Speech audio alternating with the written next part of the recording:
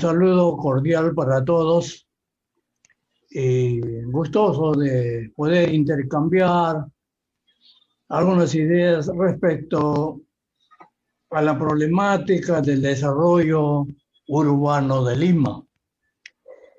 No es la primera vez que se aborda esta temática del aberrante crecimiento urbano de Lima.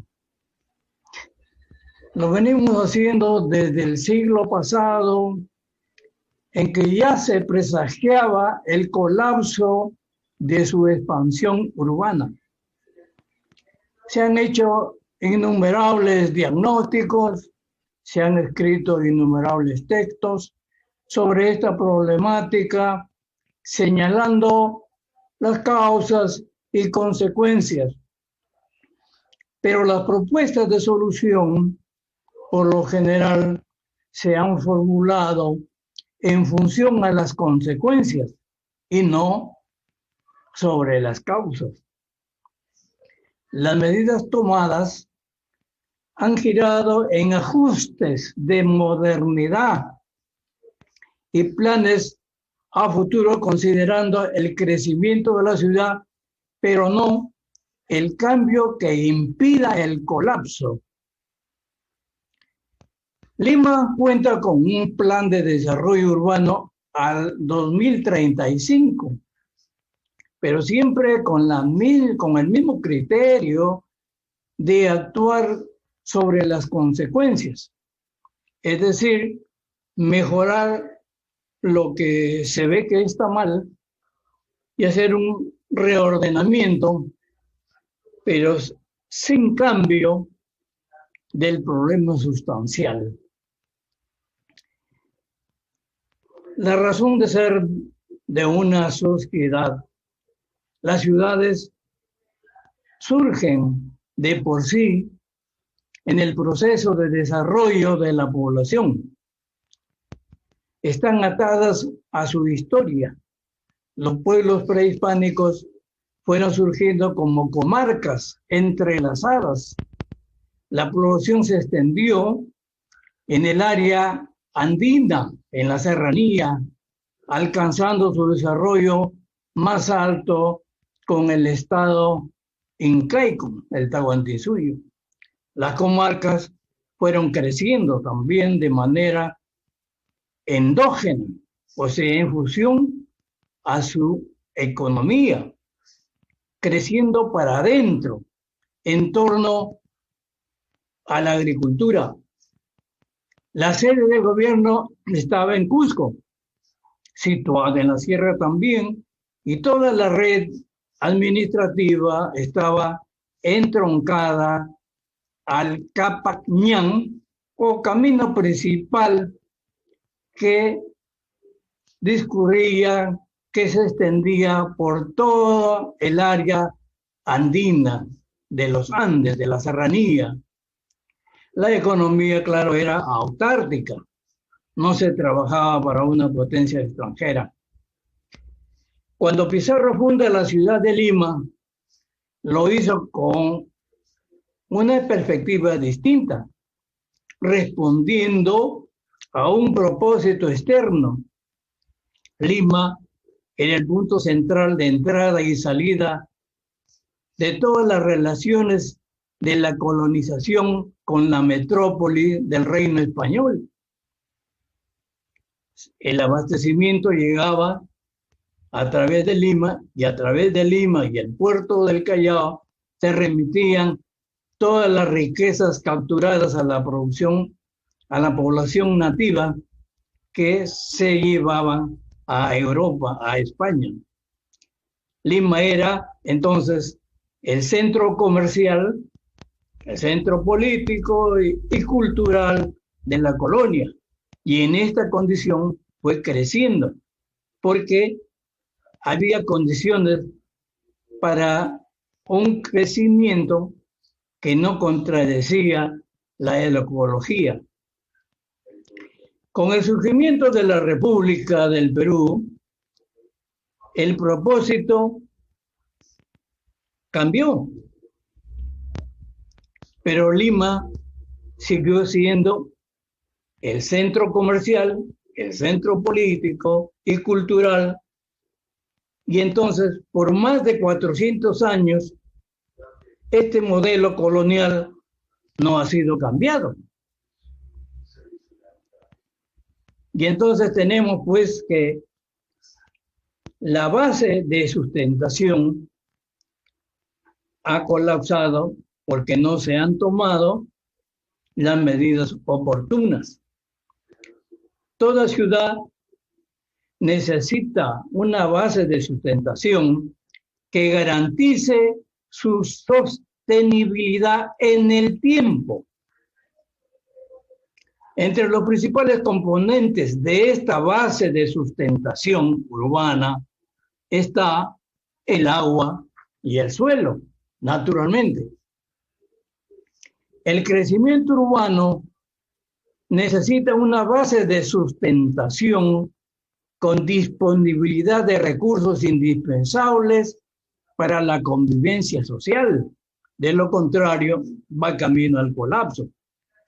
Al crecer la población, crecen las necesidades de agua, de alimentos, de vivienda, de escuelas, hospitales, pistas, cocheras, instalaciones de servicios básicos, etc.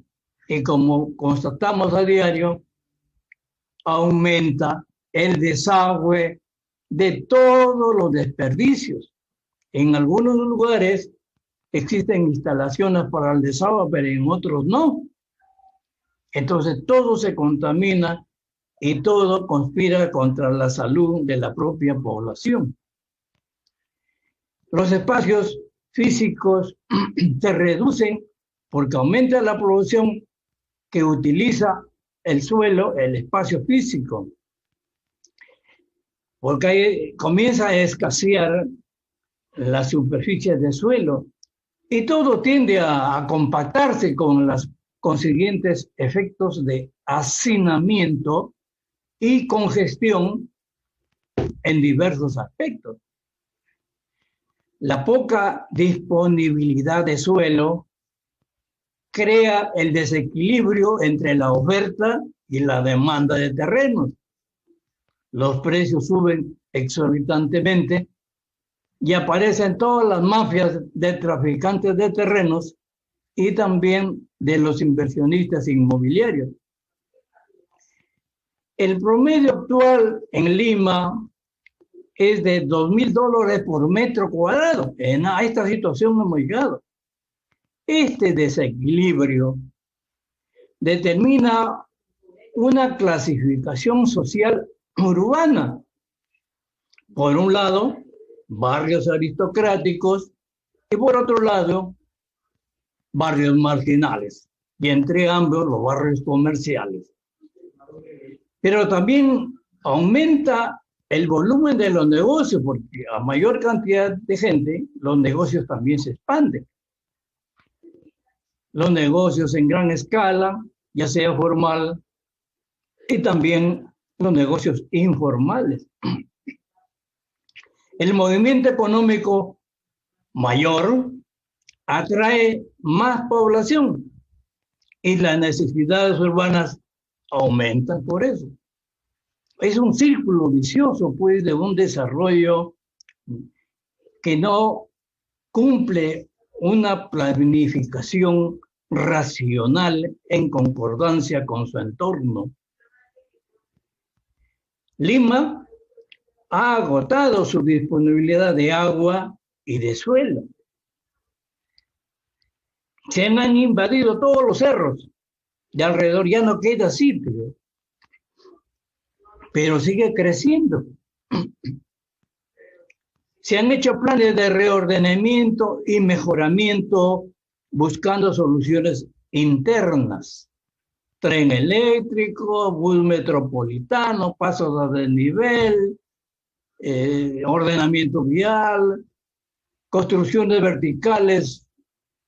Al escasear el suelo, las construcciones ya no son horizontales, sino son verticales.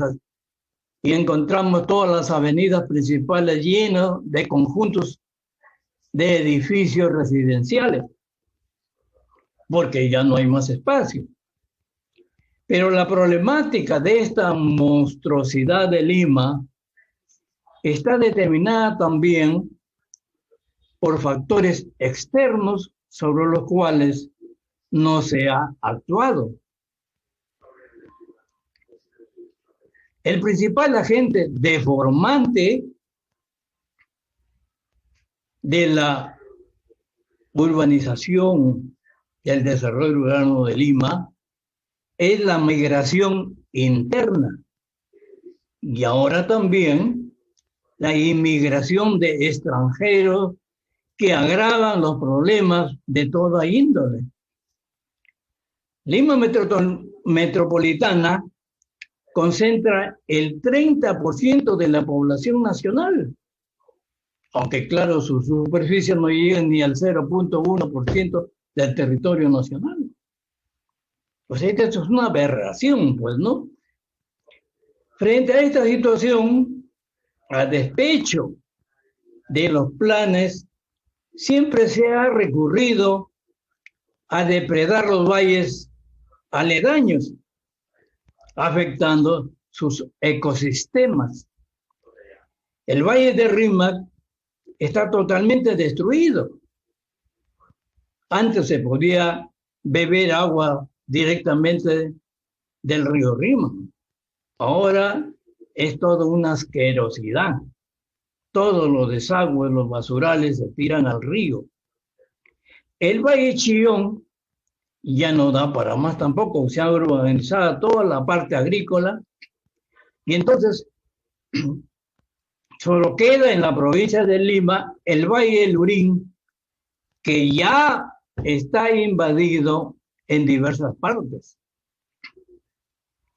El río Rímac nace del nevado Paca. Este nevado está en proceso de deshielo por el calentamiento global.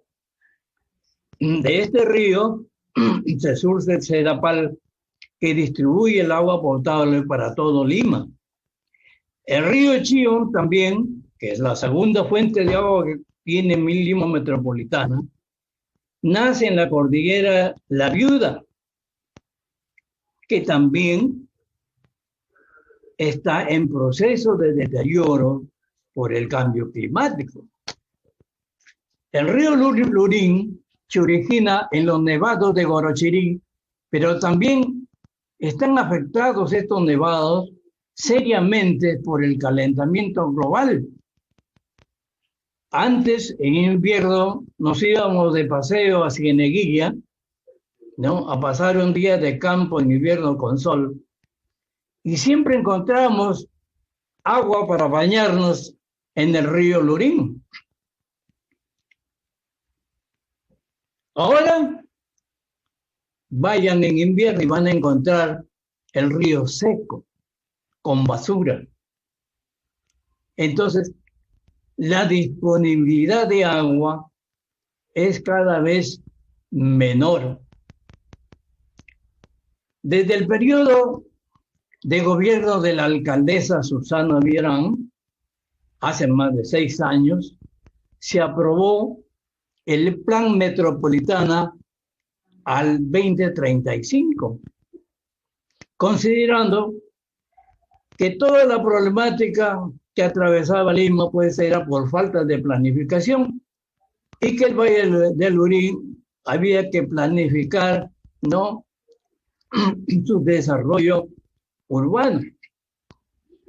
En este plan estaba considerada la expansión urbana del Valle del Lurín, disponiendo de cambio de uso de la tierra, del suelo, y zonificación por actividades.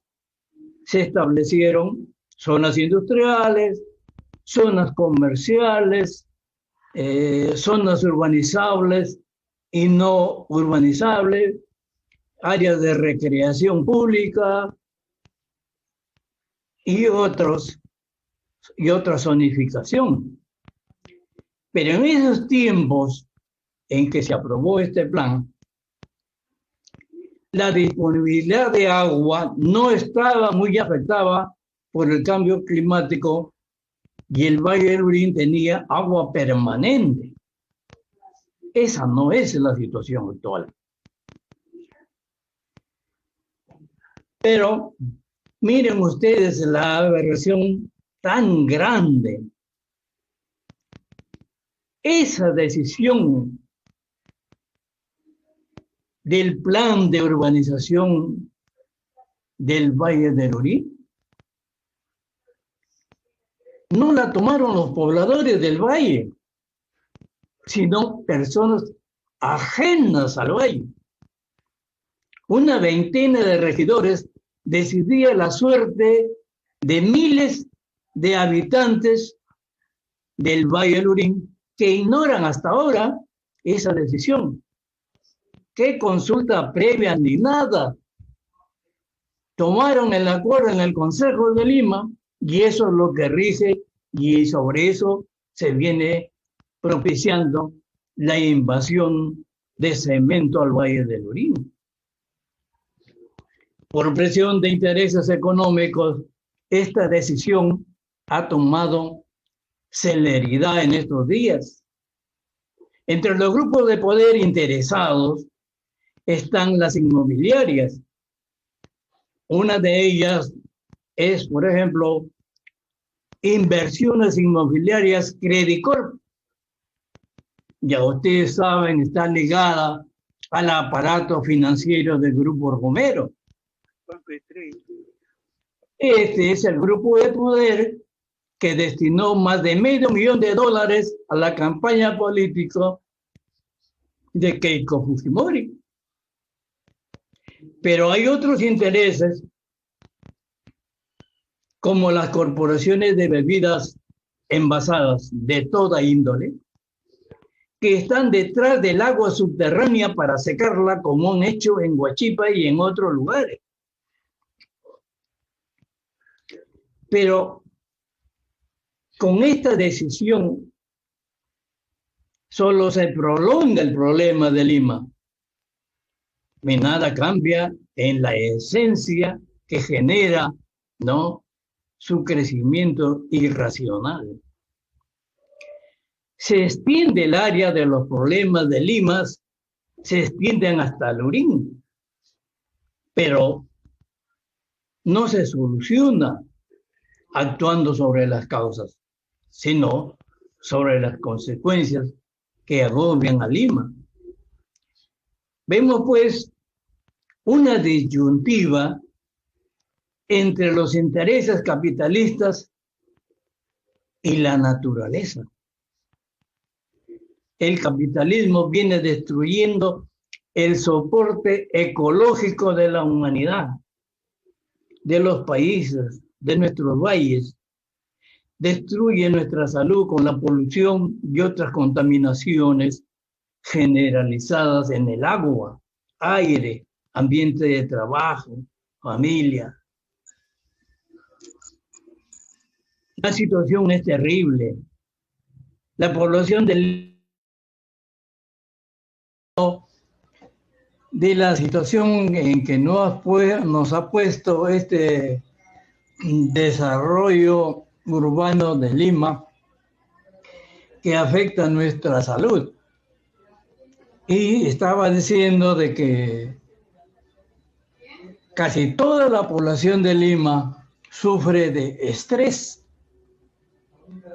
Desde que sale a la puerta de su casa, ya salen preocupados porque las distancias son grandes. Algunos vienen desde los cerros de San Juan del Lurigancho para ir a su trabajo.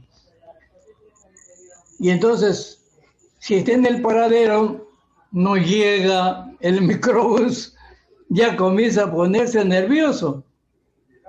Si finalmente sube al microbús sin que le roben el teléfono celular, el chofer va lento porque necesita cargar más pasajeros. Y la desesperación comienza a ganarla a la persona, ¿no? En esta situación, finalmente llega a su punto de destino, pero todos están en las mismas condiciones. O sea, el trato es entre personas estresadas. Cuando termina su labor, después de la jornada, regresa con las mismas peripecias a su hogar y llega bastante cansado, ¿no es cierto? Bueno, pero la situación de estrés afecta a la familia porque por cualquier pequeña cosa nos irritamos. Bueno, podríamos hablar de muchos de los problemas que genera este desarrollo aberrante de Lima, pero bueno, mejor hablamos de por qué crece Lima. Lima crece porque el modelo centralista de la República ocasiona un flujo social, económico y político concentrado en la capital. Este modelo de república ocasiona desbalances de desarrollo entre el desarrollo urbano y el desarrollo rural, entre Lima, que concentra todo, y el resto del país. Es un modelo de desigualdad, pues, ¿no? Genera necesariamente migración. El abandono gubernamental del campo genera el abandono de sus pobladores que huyen a la ciudad en busca de un futuro mejor. A un joven no le puede decir pues que se quede en el ámbito rural donde no hay futuro. Entonces es una cosa natural. El abandono de las provincias genera el abandono de ellas y su traslado a la capital. Mientras esta concentración del poder económico, del poder político y poder administrativo de Lima no se revierta, seguiremos lamentando nuestra realidad y volveremos a tratar este tema siempre lamentando muchísimas cosas, ¿no? Pero entonces, ¿qué hacer? Desde mi punto de vista, es urgente cambiar el modelo de desarrollo nacional, tomando un camino que ponga fin al centralismo, no con una regionalización que las que tenemos, que es una burla, es un fraude. En Lima tenemos 3 regiones: la región Callao, la región de Lima metropolitana y también la región Lima provincia, en un solo departamento. Esto es aberrante, por supuesto, pero es así como se engaña demagógicamente a la población, haciéndole creer que ya tenemos descentralización, pero las decisiones las sigue teniendo Lima. Y vemos a los alcaldes de los distritos, de los rincones más apartados del país, que tienen que venir hasta Lima, reunirse, hacer su cola con el Ministerio de Economía y Finanzas para rogar que les asignes un presupuesto para su distrito. Esa es la situación. Entonces, mi propuesta es cortar el centralismo tomando el camino del federalismo sobre la base de los valles con autonomía de gobierno, autonomía económica, autonomía administrativa. Por ejemplo, la recaudación de ingresos estatales no debería almacenarse en Lima únicamente, sino ser patrimonio de cada valle. Los pobladores del valle están aportando al Estado, pero lo que aportan no se queda en beneficio de su valle, donde él vive, sino es el Ministerio de Economía y Finanzas el que destina a dónde va el dinero. y a veces va a la corrupción. Cada valle debería decidir autónomamente su régimen electoral y no depender del Jurado Nacional de Elecciones situado en Lima. Acabamos de ver una postulante al Congreso que está postulando en representación de Pasco, pero esta postulante no conoce Pasco. Es el mismo mecanismo porque se estableció en la República que Unanue, ¿no? Hipólito Unanue, en el primer Congreso Constituyente, representara a Puno. No tenía nada que ver con Puno. Entonces, el problema es que